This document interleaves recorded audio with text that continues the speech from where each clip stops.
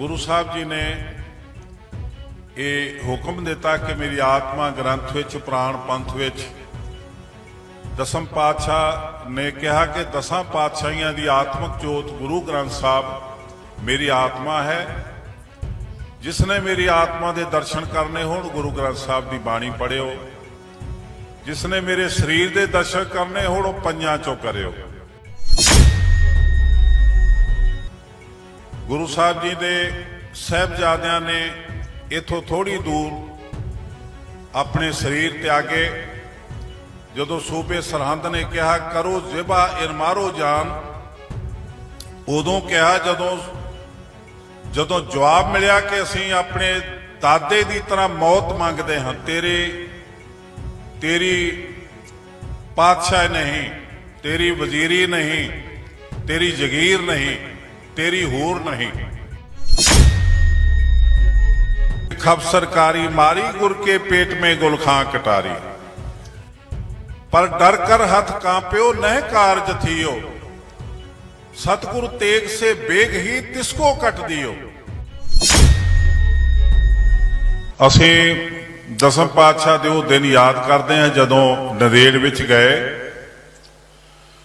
नदेड़ दे विच जदों गए उदों बहुत पुरातन इतिहासकार एक लिखता है कि श्री वाहिगुरू जी श्री वाहिगुरू जी ने गोदावरी के किनारे डेरा लाया।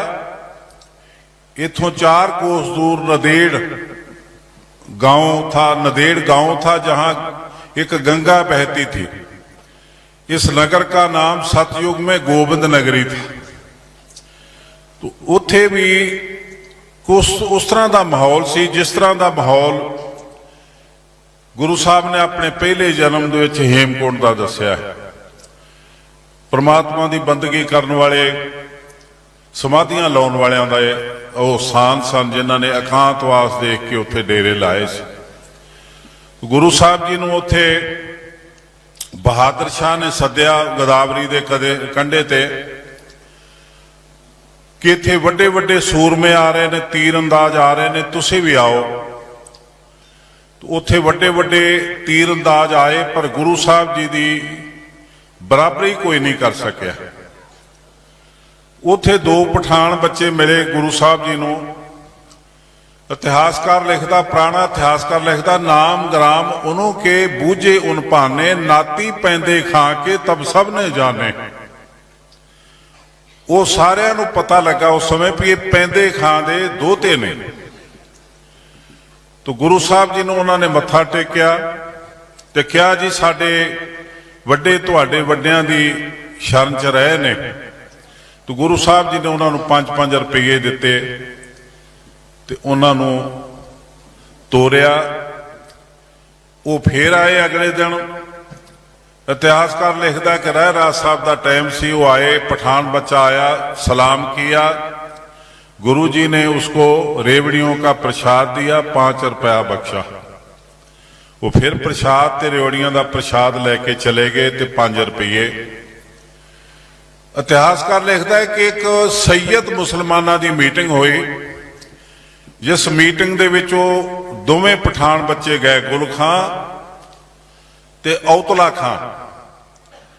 तो उस जिहड़ी मीटिंग सी उहदा जिहड़ी प्रधानगी कर रहा सी सैयद मुसलमान, उसने इन्हां बच्चों नूं दी जो दसम पातशाह नाल मुलाकात हुई उहदा जिक्र कीता ते एक बोली मारी, बोली गोली जो जड़ी सब भेद लके है, थूक तुम्हारी मात त्रिग जात अते हैं। जिस काफर ने मारे हो प्यो दादा थारा, तिसकी बख्शिश खाए के तुम करत गुजारा। मर के न जाहो जीव दे तुम नक डबो के, शर्म ना आवत बुझो काफर के हो के। इस तरह की बोली मारी। तो पठान बच्चे जिहड़े सी उन्होंने फटकार के महफिल दे विचों उठाया। उन्होंने फिर मन बनाया दसम पातशाह ते वार करन दा। वो फिर गए। फिर इतिहासकार लिखदा सांझ दा समा सी, रहराज साहब दा समा सी।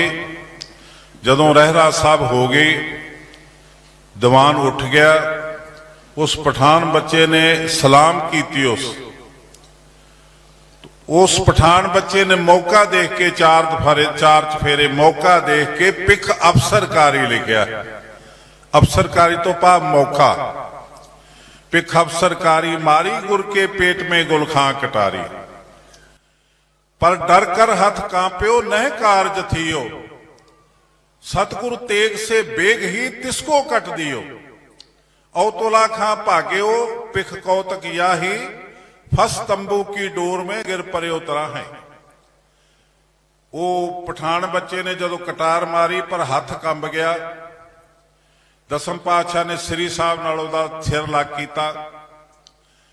जदों उसने ये वरतारा देखिया, उहदे भरा ने औतला खां तो डर के भज उठिया। जदों भज्या ते अगों तंबू लगे सी जिहड़े, उन्हां दी डोर च उहदा पैर फस गया। फस तंबू की डोर में गिर पर्यो तहां है। जब लो सिंगन तब लो सिंगन को पई ये सार अपावन, रेजे रेजे कट सुट्यो नह दीनो जावन। गुरु साहब दे सिंघां ने उन्हां नूं कीमा करके कुत्तियां नूं पाया, पर साडा नुकसान बहुत वड्डा होया। गुरु साहब जी नूं एक शाही हकीम आया जिहदा नाम मिस्टर कौल सी। उसने अद्धी रात नूं पट्टी कीती तो जख्म ठीक होने लगा। 16 दिन बीत गए। उस समय भी जिहड़ी बाबा कश्मीरा सिंह जी गल करके ना कमान दी ते तीर अंदाजी दी, उस शौक दी, तो कमट्ठे दोए लाहौर के दो नौटांकी दिए। एक कमाना वेचदा हुंदा सी, वो सुदागर आया, उन्हें 2 कमाना दित्तियां गुरु साहब नूं। तो सतगुरु तिसको सहज ही कर अपने कर लियो, खेचन लागे जब गुरु तब जब जोर लगायो, अभी जख्म अल्लाह हो तो खुल गया उतदायो। वो जो कमान ते चिल्ला चढ़ा के खिंचा ते जख्म अल्लाह सी, उहदे टांके खुल गए ते खून रिसण लगा। तो गुरु साहब जी ने अपनी तैयारी आप की। अमृत वेले गुरु साहब जी ने अपना इशनान करके अपने शस्त्र बस्त्र आप पहन के अपनी जो तैयारी की, तो उदों सिखा ने देख लिया कि गुरु साहब जी तैयारी करी बैठे ने।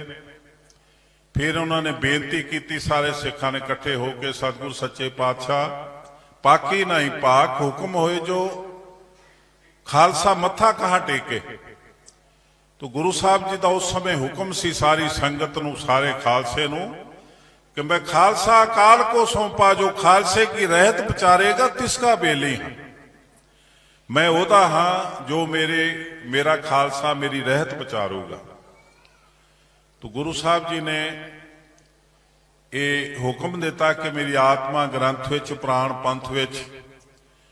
दसम पातशाह ने कहा कि 10 पातशाहियां दी आत्मक जोत गुरु ग्रंथ साहब मेरी आत्मा है। जिसने मेरी आत्मा के दर्शन करने होण गुरु ग्रंथ साहब की बाणी पढ़ियो। जिसने मेरे शरीर के दर्शन करने होण पंजां चों करियो। पंथ नूं गुरता गति दे के दे अधिकार दे के ज्योति जो समा गए, पर सानू बहुत वड्डा इतिहास दे गए। सानू जिउण लई एक बहुत माण करन वाला इतिहास दे के गए।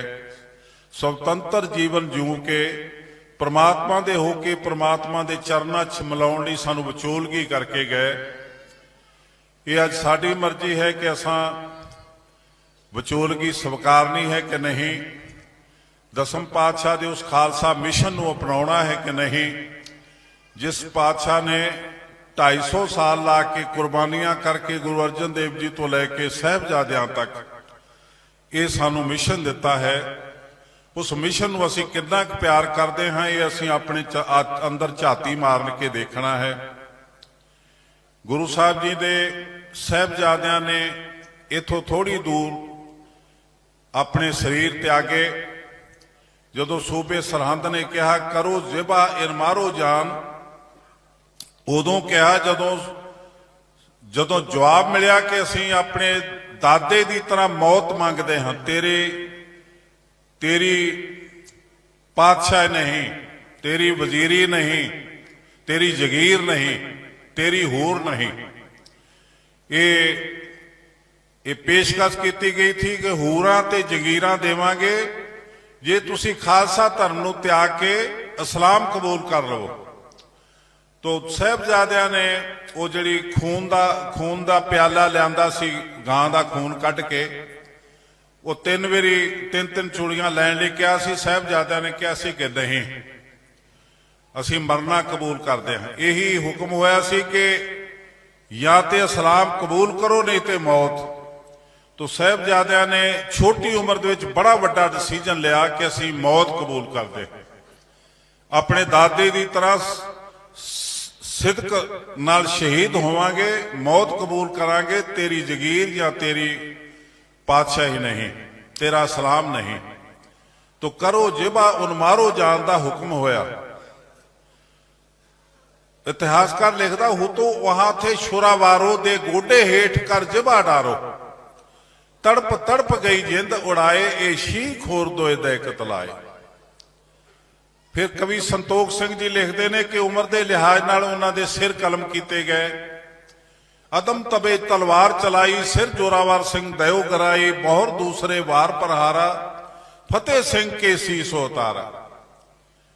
भाई सुखा सिंह जी लिखते हैं कि दो सीसन के सीस उतारी, दय काट उन अदम गवारी।